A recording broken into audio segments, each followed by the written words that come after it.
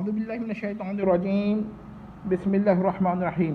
غیر اللہ کا مستحق العبادہ ہونا ذاتی اور عطائی ہر طرح محال عقلی اور غیر مقدور الباری ہے، لیکن غیر اللہ کی عبادہ ممکن عقلی ہے، خواہ اس کو مستحق العبادہ اعتقاد کر کے کیا جائے یا غیر مستحق العبادہ اعتقاد کر کے کیا جائے۔ اور اگر مستحق العبادہ اعتقاد کیا جائے تو خواہ ذاتی اعتقاد کیا جائے یا عطائی اعتقاد کیا جائے، ہر طرح ممکن عقلی، لیکن ہر دو کفر و شرک۔ معلوم ہوا بعض شرک محال عقلی اور بعض شرک ممکن عقلی۔ یہ بھی یاد رکھیں کہ غیر اللہ کا مستحق العبادہ اعتقاد کرنا غیر اللہ کو مستحق العبادہ اعتقاد کرنا ممکن عقلی، لیکن غیر اللہ کا مستحق العبادہ ہونا محال عقلی اور غیر مقدور الباری، لیکن ہر دو شرک، ایک شرک محال عقلی اور دوسرا شرک ممکن عقلی۔ یہ سارے بہت ہی اہم نکات ہیں، اگر جن کی سمجھ میں آ رہا ہوگا وہ سمجھیں گے کہ کتنا اہم پوائنٹس میں بتا رہا ہوں۔ یہ بھی یاد یا حافظے میں رکھیں کہ غیر اللہ کو مستحق العبادہ اعتقاد کرنا مستقل انڈیپینڈنٹ شرک اور غیر اللہ کے عبادہ کرنا ایک مستقل یعنی انڈیپینڈنٹ شرک، ہر دو ایک دوسرے سے مستقل، یعنی each one of the two شرک is independent of each other, لیکن ہر دو شرک ممکن عقلی ایبسلوٹلی کانٹینجنٹ۔ ٹھیک ہے، تو یہ یاد رکھیے گا کہ غیر اللہ کو مستحق العبادہ اعتقاد کرنا یہ بھی شرک ہے اور غیر اللہ کی عبادت کرنا یہ بھی شرک ہے۔ تو عبادت جب آپ غیر اللہ کی کرتے ہیں تو اس کو مستحق العبادہ بھی اعتقاد کر کے کر سکتے ہیں اور غیر مستحق العبادہ اعتقاد کر کے بھی کر سکتے ہیں۔ اور ہو سکتا ہے کہ آپ ایک شخص کسی غیر اللہ کو مستحق العبادہ اعتقاد کرے مگر اس کی کبھی عبادت نہ کرے، تو یہ دو شرک ہیں اور دونوں ایک دوسرے سے مستقل ہیں۔ ٹھیک ہے، لیکن اکثر لوگ ان میں کوئی تعلق پیدا کر دیتے ہیں، تو تعلق جو ہے ضروری نہیں ہے۔ ٹھیک ہے، تو یہ بہت ہی اہم پوائنٹس میں آپ کو بتانے جا رہا ہوں، ہر دو ایک دوسرے سے مستقل ہیں۔ ٹھیک ہے، اچھا، معلوم ہوا کہ غیر اللہ کی عبادہ ممکن عقلی ہے لیکن حرام فوربیڈن اور ممنوع یعنی کہ پروہیبیٹڈ ہے۔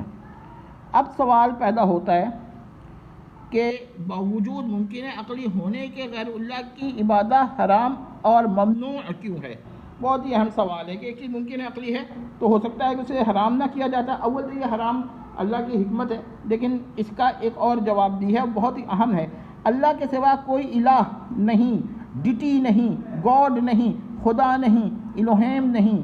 ٹھیک ہے، یہ بہت ہی اہم بات ہے کہ اللہ کے سوا کوئی خدا نہیں۔ جو جہمی صاحب کہتے ہیں نا الہ کا معنی خدا نہیں ہے بلکہ یہ خدا کا معنی الہ نہیں ہے، بہت ہی غلط کہتے ہیں، تو اس کا یہی معنی ہے۔ تو ہم نے اعلان کر دیا اللہ کے سوا نہ کوئی خدا تھا، نہ کوئی خدا ہے، نہ کوئی خدا ہوگا تینوں ازمنہ میں۔ ٹھیک ہے، تو اللہ کے سوا کوئی الہ نہیں، کوئی ڈٹی نہیں، کوئی گاڈ نہیں، کوئی خدا نہیں، کوئی الوہیم نہیں، کوئی تھیوس نہیں۔ یہی وجہ ہے کہ اللہ تبارک تعالیٰ و عز و جل کی صفات غیر مخلوقہ میں سے کسی کو بھی مستحق العبادہ اعتقاد نہیں کیا جاتا اور نہ خدا یا الہ مانا جاتا ہے۔ غیر اللہ و مخلوق کو تو اولا نہیں مانا جا سکتا۔ معلوم ہوا کہ غیر اللہ کی عبادت کے جائز ہونے یا نہ ہونے، ممنوع نہ ہونے یا ہونے کا منات غیر اللہ کے الہ ہونے یا نہ ہونے پر ہے۔ پس جب مرزا جہلمی صاحب نے اتنا بڑا شرک یعنی الہ صغیرہ یا منی گاڈز یا منی خدا یا الہ مخلوقہ یا کریٹڈ گاڈ یا کریٹڈ خدا مان لیے ہیں جو سراسر محال عقلی ہیں اور جہلمی اصطلاح میں تو نوٹوریس بھی ہیں، تو محال عقلی اور غیر مقدور ہیں، اور اس کو انہوں نے ممکن عقلی مان لیا تو ان کی عبادت کو بھی ممکن عقلی ماننا پڑے گا، یعنی ان کی عبادت سراسر جائز ہو گئی۔ ذرا نوٹ کر لیں، ان کی عبادت سراسر جائز ہو گئی۔ آخرت دار الجزا ہے، لہذا باری تعالیٰ کی عبادت اگر نہ بھی ہو تو بھی اس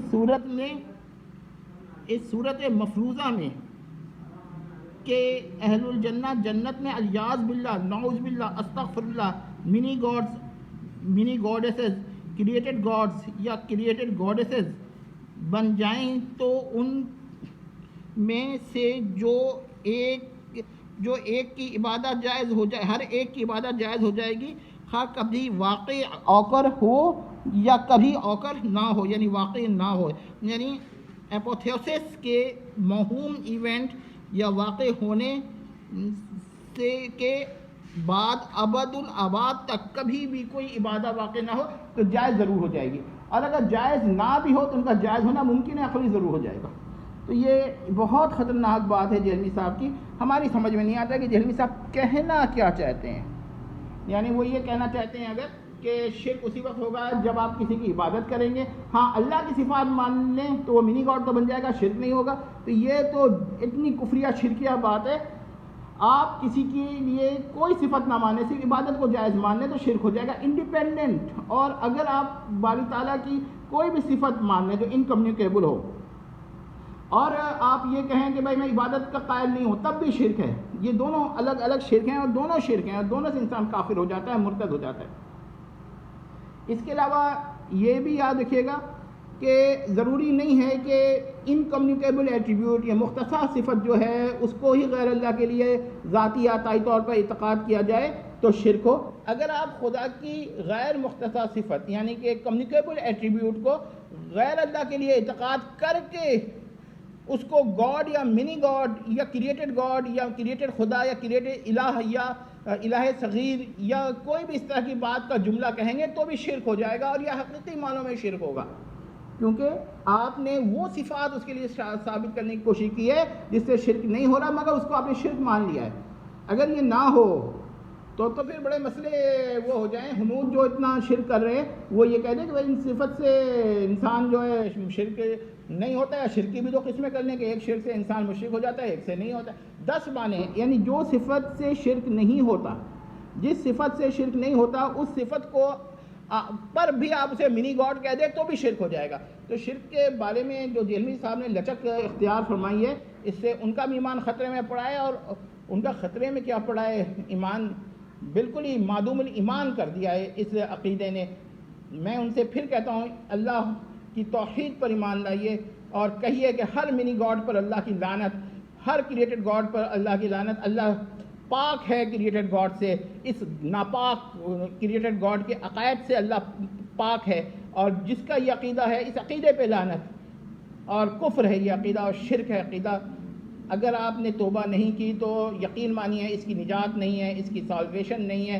یہ عقیدہ اتنا بڑا کفر ہے، اتنا بڑا شرک ہے کہ میں کیا بتاؤں اس کا آپ کو۔ یہ اگر نہیں مانتا انسان تو پھر وہ یہ ہے کہ اللہ سے بڑا بھی کوئی الہ مان لے، الیاذ باللہ، نعوذ باللہ، ولا حول ولا قوۃ الا باللہ، تب بھی کہے گا شرک نہیں ہے۔ وہ کہے گا شرک تو برابر ہونے کی صورت میں ہوتا ہے، بڑا ہونے کی صورت میں نہیں۔